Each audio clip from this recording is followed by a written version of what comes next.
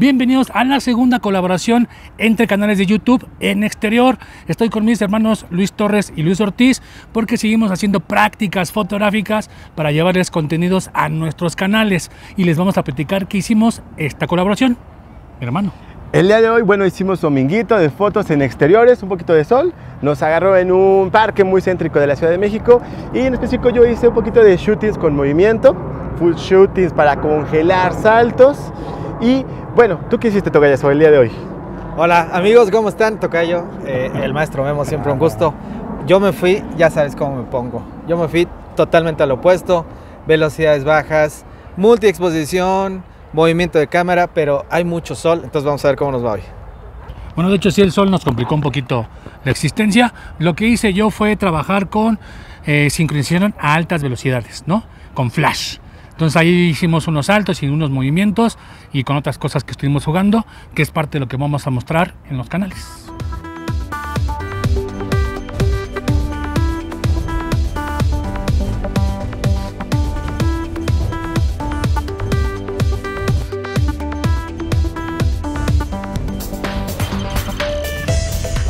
Gracias, mis hermanos. Vámonos al tema. Vamos a hablar de sincronización a altas velocidades.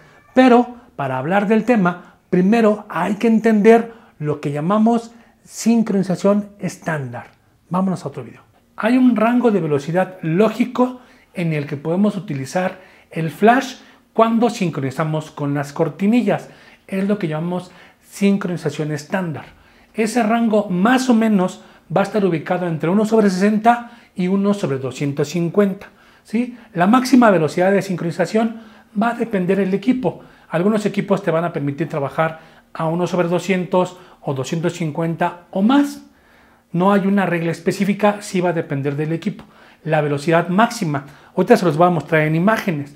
La velocidad mínima, ¿de qué depende? Si yo bajo de 1/60, 1/30, 1/15, por darles un ejemplo, indudablemente va a empezar a aparecer ciertas vibraciones o movimientos en los objetos, aunque no se muevan.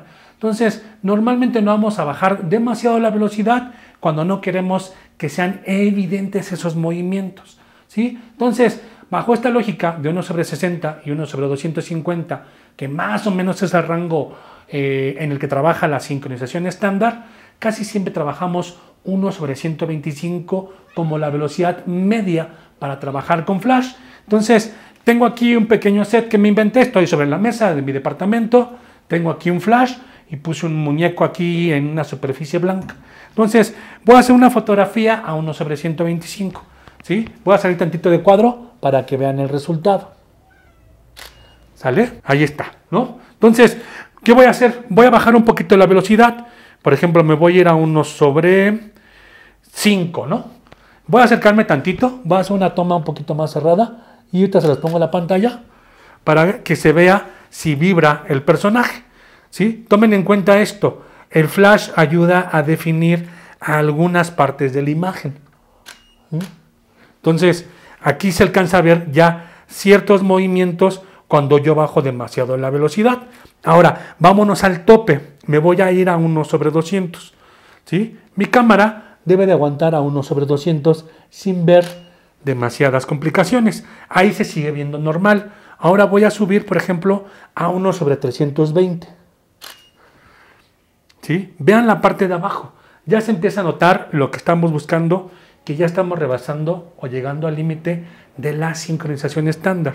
Me voy a ir a 1/500. ¿Sí? Los parámetros son los mismos. Estoy trabajando a ISO 100, F8. Lo único que ha cambiado es la velocidad. Estoy a 1/500. Y ahí está el efecto que nosotros buscábamos.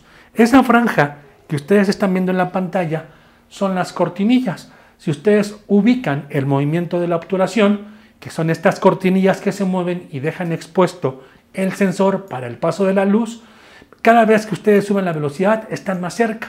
Entonces, esa franja negra que aparece en mi imagen es una sombra que genera la luz al chocar con las cortinillas, ¿sí? Por eso, cuando trabajamos un sistema y una cámara con sincronización estándar, tenemos un límite de velocidad para que no aparezca esa franja negra, ¿sí? Entonces, en el video de hoy quiero explicar cómo romper la barrera de la sincronización estándar, pero como todo en la vida, tiene pros y contras. Entonces, por eso trabajamos casi siempre 1/125 o el máximo de velocidad que me permite mi equipo. ¿Tienen duda de cuál es la máxima velocidad que les ofrece su equipo?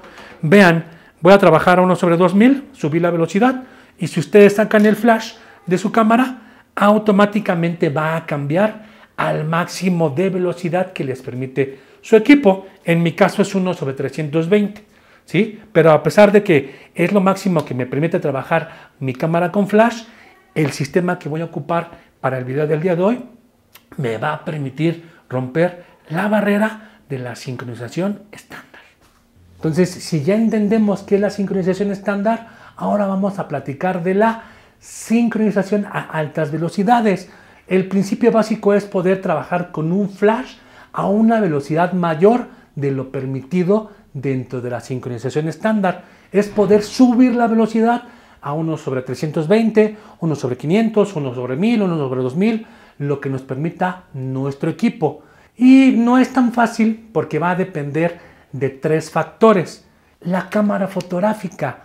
Mi cámara fotográfica me debe de permitir trabajar a altas velocidades. Si su equipo no se los permite, no lo van a poder lograr. En el caso de Nikon es muy claro. No todas las gamas de Nikon les permiten trabajar a altas velocidades. Si ustedes tienen la D3000, D3500, D3300, ese modelo o esa gama no les permite trabajar a altas velocidades. Si ustedes tienen la D5000, 5300, 5400, creo que van a las 5500, ese modelo no les permite trabajar a altas velocidades.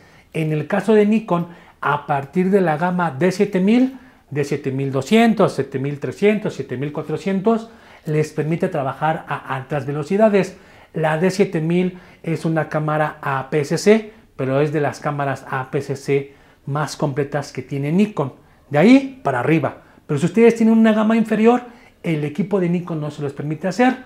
Canon, creo, y lo voy a dudar porque no lo quiero asegurar, que es un poquito más flexible. ¿Por qué? El otro día estábamos haciendo prácticas con un alumno que tenía una T5. Una T5 es un modelo viejo y es un modelo de gama baja. Y su cámara le permite trabajar a altas velocidades. Entonces, no lo quiero asegurar. Obviamente es importante que conozcan su equipo, pero creo que Canon es más flexible en ese sentido para que modelos más bajos o modelos más básicos permita trabajar a altas velocidades. Lo que sí tengo la certeza es de que Nikon no se los permite hacer, salvo a partir de la gama de 7000. Entonces, si su equipo les permite trabajar a altas velocidades, ya estamos del otro lado. Si el equipo lo permite y es la cámara que tienen, vamos a poder trabajar a altas velocidades.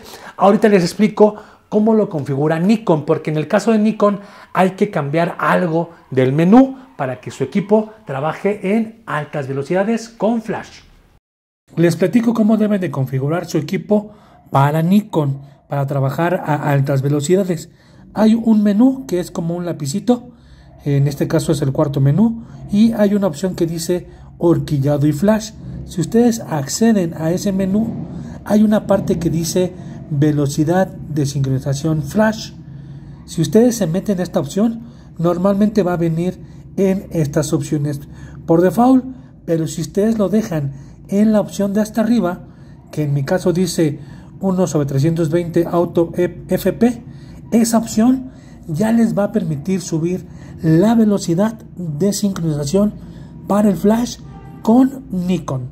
En el caso de Canon no tienen que configurar nada, y Sony, eso sí se los digo porque también un alumno en la práctica que hicimos llevaba una Sony, también hay que cambiar algo de la configuración de su menú, nada más que no tengo una Sony para poder explicarlo, pero Sony también les permite trabajar a altas velocidades, no sé si todas sus gamas, pero en el caso de Sony también hay que cambiar la configuración. Canon no, Nikon sí, Sony sí. El otro elemento que ustedes tienen que tomar en cuenta para trabajar con flash a altas velocidades, primero, pues obviamente un flash, pero no todos los flashes permiten trabajar a altas velocidades. El primer factor y el más importante es que tu unidad, ya sea tu Speedlight o la unidad que estés trabajando, cuente con la función de las altas velocidades. No cualquier unidad lo permite, así que será interesante que analices antes de entrarle a las inversiones con respecto a las fuentes de iluminación que necesitamos para hacer este tipo de trabajo. La mayoría de los speedlights sí cuenta con esta función de las altas velocidades, pero vaya, pues todos sabemos que de repente ese speedlight se queda un poquito abajo en cuanto a la potencia. Más o menos un speedlight cuenta con una potencia aproximada de 120 watts. Y a veces trabajar con este speedlight en exterior pues no es suficiente. Así que si vas a adquirir una unidad para este tipo de técnicas, la unidad debe de contar con esta función para que entonces rompas la barrera de la velocidad de sincronización. Si seguimos la lógica y pensamos en luz, bueno, pues si necesitamos altas velocidades, pues ya sabemos que va a pasar menos luz. Por lo tanto, necesitamos utilizar toda la potencia de la unidad. Casi siempre, en esa lógica, si aumentamos velocidad, también vamos a necesitar aumentar la potencia de nuestra unidad. En algunas ocasiones también nos puede apoyar elevar el número ISO para tener mejores resultados. Y muchos de los flashes Godox de las últimas generaciones les permiten hacer el D200, el D300, el D400, el D600, toda esa gama de flashes Godox que tienen pila y que pueden ser portátiles, trabajan a altas velocidades. Muchos flashes de estudio, cabezas de estudio, no les permiten trabajar a altas velocidades. Mucho de lo que genera Godox les permite trabajar eso. No solamente Godox lo hace, muchos flashes de otras marcas ya están trabajando a altas velocidades. Entonces, su flash debe de tener la posibilidad de trabajar a altas velocidades. Y el tercer elemento es el radio y la comunicación que ustedes estén utilizando para disparar sus flashes. Estos sistemas, que también los hemos platicado en el canal, que son económicos, estos sistemas no les permiten trabajar a altas velocidades, ¿sale? Estos sistemas nada más disparan. Necesitan un sistema de comunicación que les permita trabajar a altas velocidades. Hay que activar una función de los radios, ¿sale? Yo tengo el X1 en el caso de Godox, pero el Godox también tiene el X2 y tiene el X Pro, ¿sale? Esos tres radios les permiten trabajar a altas velocidades. Entonces, esta triada es fundamental para que ustedes puedan trabajar con el flash a altas velocidades. Si la triada no está completa, ustedes no pueden hacer esta función de sus fotografías. ¿Cuál es la ventaja que puede darles o que les puede ofrecer el trabajar el flash a altas velocidades? Por ejemplo, hicimos una sesión de baile y de danza, ¿sale? El flash, cuando trabaja, cuando destella, muchas cosas que toca las congela. Pero hay ciertas partes de un cuerpo que brinca, que se mueve, que gira, que no quedan congeladas al 100%. Entonces, si ustedes suben un poquito la velocidad, van a poder congelar ciertas acciones en una persona que está brincando, que está bailando o que se está moviendo. Entonces, es una de las ventajas de poder trabajar el flash a más velocidad. Cuando ustedes suben la velocidad, van a poder lograr un mejor congelado en ciertas acciones. Obviamente hablando de movimientos, ¿sale? Entonces, si ustedes hacen ese trabajo de trabajar la velocidad alta con un flash, en el caso de un baile, que fue lo que hicimos Luis Torres y Luis Ortiz y yo, es poder congelar en mejor manera esos movimientos, ¿sí? Y visualmente se ve más bonito. Otro ejemplo que puede funcionar el subir la velocidad y trabajar con el flash es tratar de desenfocar los fondos. Hicimos unas fotografías en un parque a plena luz del sol. Si ustedes quieren desenfocar el fondo, tienen que abrir el diafragma, pero al abrir el diafragma entra muchísima luz ambiente. Y recuerden que la fotografía o la correcta exposición es equilibrar la cantidad de luz. Entonces, cuando ustedes abren el diafragma, tienen que subir la velocidad para que la luz ambiente tenga la cantidad correcta para darles una exposición adecuada, ¿sale? Entonces, si ustedes quieren desenfocar el fondo en exterior, normalmente van a tener que subir la velocidad, porque en el ejemplo que están viendo en la pantalla, estamos trabajando a plena luz del sol. Entonces, al buscar esos fondos desenfocados, tuvimos que subir la velocidad acompañado de abrir el diafragma. Entonces, mi flash me va a permitir tener la exposición correcta con mi personaje. En este ejemplo es un retrato, ¿sí? Entonces, son dos ejemplos sencillos del por qué podríamos trabajar a altas velocidades. Congelar acciones o movimientos o lograr desenfoques muy marcados en exterior a pleno sol. Y sí, como dice perfecto mi queridísimo Hermanation Memo Hernández, bueno, trabajar en exterior es un poquito más complejo, no es difícil. En este caso hicimos una sesión en un parque más por el sur de la Ciudad de México, donde jugamos mucho con las estructuras, ya sea escaleras, rampas, dependerá de la situación, y con un flash externo. Seguimos trabajando con luz ambiente, con la luz del sol. De hecho, esta vez fuimos un poquito más tardecito, como a las 11, como a mediodía, y entonces la intensidad es más fuerte. Sin embargo, la manipulamos, la controlamos con la cámara y la prioridad aquí era el disparo rápido de un movimiento de danza. Entonces, velocidades muy rápidas de obturación para que se congele, que no te quede barrida, que no te quede movida la foto, y ya nada más controlar un poquito la intensidad con el diafragma. Jugar mucho con los espacios, que no nos quedará sobreexpuesto, y bueno, pues el control del flash. Eso es lo que lo hace complejo, que tus cosas, que las personas que pasan, los ruidos, los supervisores que pueden estar echándote un ojo para cuidarte o simplemente para que no estorres demasiado en el paso, más la sesión, más la dirección del modelo, más las cosas de la cámara. Eso es la complejidad de un fotógrafo que poco a poco va desarrollando conforme va a su educación fotográfica.